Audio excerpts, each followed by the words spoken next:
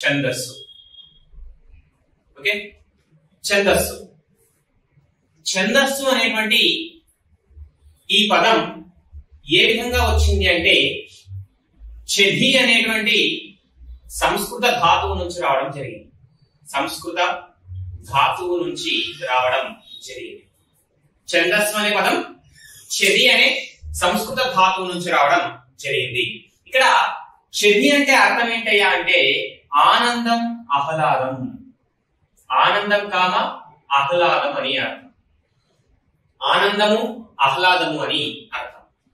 ఛందస్సు అనేటువంటి పదం ఛది అనేటువంటి సంస్కృత ధాతువు నుంచి రావడం జరిగింది.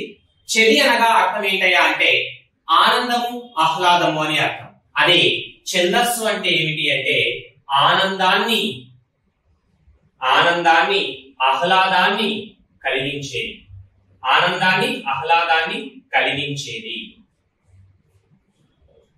ఛది అంటేనేమో ఆనందము, ఆహ్లాదం.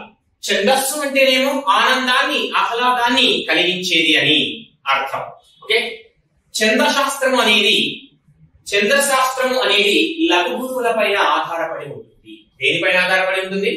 లఘు కామ గురువులపై ఆధారపడి ఉంటుంది. లఘు గురువులపై ఆధారపడి ఛందోశాస్త్రం అనేది ఉండడం జరుగుతుంది. అంటే లఘు గురువుల ఆధారంగా మనకు గణాలు ఏర్పడతాయి. ఆ గణాల సహాయం చేతనే మనం పద్యంలో భాగంగా ఛందస్సును మనము దానిలో కల్పిస్తూ పద్యాన్ని రచించడం జరుగుతుంది. ఓకే, కాబట్టి ఈ లఘు గురువుల ఆధారంగా ఏర్పడినటువంటి గణాలను ఆధారంగా చేసుకొని రచించినటువంటి పద్యాన్ని చదవడం వలన మనకు ఆనందము, ఆహ్లాదం అనేది కలుగుతాయి. కాబట్టి ఛందస్సు అనేది ఆనందాన్ని, ఆహ్లాదాన్ని కలిగించేది అని చెప్తాం. ఓకేనండి. నెక్స్ట్, ఈ ఛందస్సుకు మూల పురుషుడు ఎవరు అంటే పింగళ. ఛందస్సుకు మూల పురుషుడు ఎవరు అంటే పింగళ అని చెప్తామండి. ఛందస్సుకు మూల పురుషుడు ఎవరు అంటే పింగళ. ఛందస్సుకు ఆద్యుడు ఎవరు అంటే పింగళ అని చెప్తాం. ఈయన సంస్కృతంలో